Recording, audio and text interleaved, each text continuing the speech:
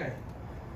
Um, looking back on last week, I thought we played a fairly complementary style of football. One of the things that I've been pleased with as a team is that we're creating takeaways. When we create takeaways on defense, we're turning around and turning those into scores, and I think that is really tremendous. It means that we can take advantage of the momentum that takeaways give you as a defense.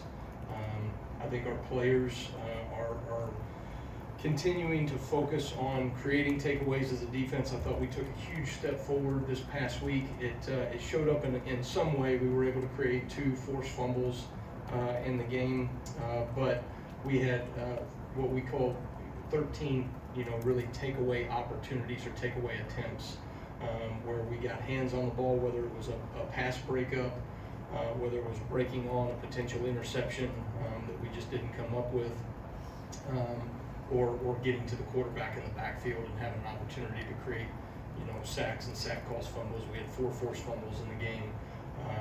Just the ball only bounced our way twice. We had twice, the ball went directly to one of their guys. But what I encouraged our players is we harp on those things during the week, and it showed up on game day that they are attempting to take the ball away from people. And so very proud of our guys in that regard. I thought from a situational standpoint on third down, the numbers look like we were dominant. I didn't think we were as dominant as we were capable of. From a third down standpoint, I think we gave too many yards to them that allowed them to feel like they put them in from an analytic standpoint, what we call go scenarios, where they were able to go for it on fourth down, and they were able to convert 3 of those 4 fourth down attempts, and we had some mistakes from a fundamental standpoint or from a schematic standpoint. We did not execute well enough on those fourth down scenarios. Obviously got one stop early, which was really good, but I thought that we missed some opportunities as a third down defense, and it's something that we've got to work to improve on. We are certainly aggressive on the outside in coverage right now. I think our guys are doing a really good job. In the last 2 games, we've had over 100 snaps of man coverage. And on the outside, in man coverage, our corners have only given up 2 catches for 24 yards. So we're really pleased by the consistency that we're seeing from some of those young players on the outside.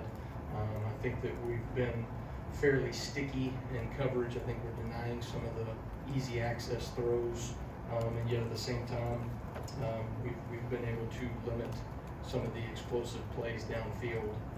Last week, we were able to create 12 as a team or as an offense, and we gave up 4 overall. So we won the explosive play battle, and we won the turnover margin, which was certainly pleased with that. I still think there's some things that we're not doing well enough in the run game right now. I think we've got to continue to work in cleaning up some of our fundamentals and techniques. I also think schematically, when we call some of our pressures, we have not executed those things well enough up front. And so those are things that we've got to continue to work and preach. And this bye week is really critical to get some of those things honed in, because we need to continue to move in a direction to where we can be a dominant run-stopping defense. And I do not think we are there yet as a team. So plenty of work to do, a lot of things to correct, a lot of young guys' experiences that they will learn from as we carry into SEC play. So need to take advantage of this bye week. Thanks, Coach. Back right, Ryan. Coach, how do you lead into a bye week, and what's your approach to the players with SEC play around the corner? I think each bye week, right, can be self-serving in its own way depending on what your team needs. I think bye weeks early on in the season can be maybe handled a little bit different than bye weeks later on in the season. For us, we still have a number of young players. We're still very early in the season. There's a lot of things fundamentally that we have to get better at. There's things from a schematic standpoint that we've got to become more consistent when some of our blitz techniques and blitz patterns, we've got to become more consistent in those things, so we'll get a ton of banked reps off of some of those things that we want to do. moving into SEC play. You know, fortunately for us, you know, we have probably shown a small volume of defense over the first 3 weeks here, and that's a good thing. You know, we carried a lot more defense going into each of those 3 games, and once we realized that we didn't have to show certain things, we chose not to do that. And so we'll get a ton of great reps at some of those things schematically that we need to make sure we get extra reps as we move into SEC play as well. But for us, there's a little bit of, you want to get a jump on your next opponent from a schematic standpoint, from a coaching standpoint. We'll get some of those things prepared.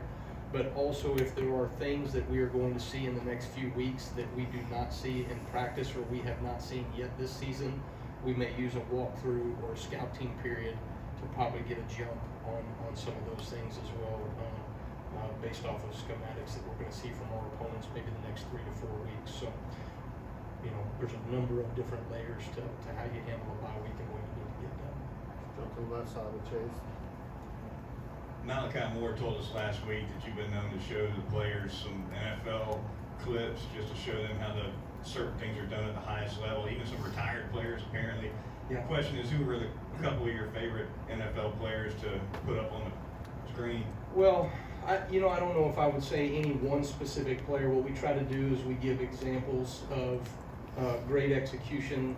We are very much an NFL-driven system from a schematic standpoint. You look at the top, really 3 coverages in the NFL in 2023, and you look at what we're doing primarily, those things match up. And so there's a lot of us being able to say same as, right, when Fred Warner for the 49ers, right, plays this zone coverage, this is what it looks like, and this is how we do it. And so we try to show those guys, great examples of, be it fundamentals or schematics, or what we call Bama fundamentals, which, for us is effort and finish, hard shoulder tackling, violent hands, and creating takeaways. And so I will give them examples of Bama fundamentals through the NFL, week in and week out. And we'll show them great examples of wherever we find it, whether it be in college or, the NFL, or if I need to pull out some of my old tapes, you know what I mean, and show them how it's really supposed to look. I can do that too. I haven't done that yet though. Stay on the left side, Tony. Q's averaging a sack, I think, every 10 pass rushing attempts. Just what is he able to do?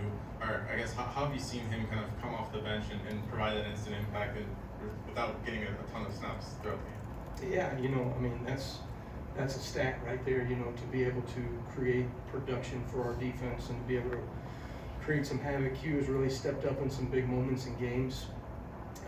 I think people that can take the ball away from a defensive standpoint, if you look at anybody in major college football, you look at anybody in the NFL, we had Vance Joseph came in and spoke to in our coaching clinic back in the springtime, and we brought him in and talked to him. They put such a premium and value within their organization on defensive players that can take the ball away, right? And so for him to be able to do that at the level that he's done over the first 3 games is certainly impressive.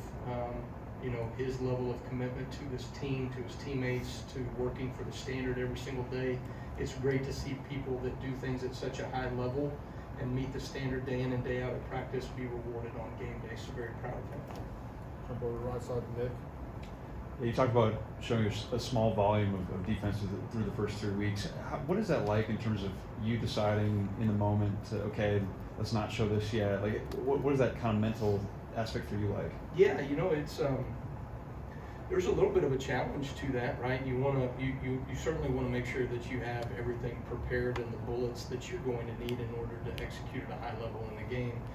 And yet at the same time, you have to recognize that, the season is long. You want to have wrinkles that you can reveal at different points in the season. And I think that's something that we've always done a good job of schematically over the years. My dad always did a really good job of that, of showing wrinkles that would, based off of be it a game plan or be it things that we just didn't want to show, the evolution of how we maneuver through a season defensively. And so, for me, I think it's understanding what we need to do primarily to take things away from an access throws. If teams are trying to get easy access perimeter throws and you give them those things all day long, that can be an extension of their run game.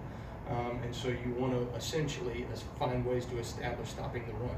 Well, the run is also the RPO perimeter throws as well nowadays, right? And so finding ways to do those things, and then what complements can we give, be it, hey, we want to protect our corners a little bit, we don't want them to be in man coverage, so we're going to play a little cover 2, we're going to play a little cover 3, we're going to do some things to mix those things up.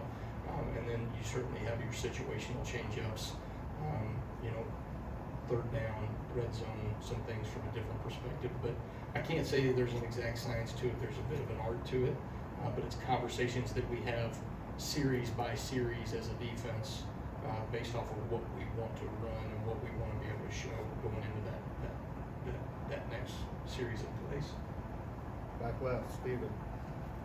You highlighted him in fall camp, Coach, but against Wisconsin, what excited you most about seeing LT Overton just take over that game up front? Yeah, I think when you go back and you watch the tape, it's impressive to see how dominant LT was in that game.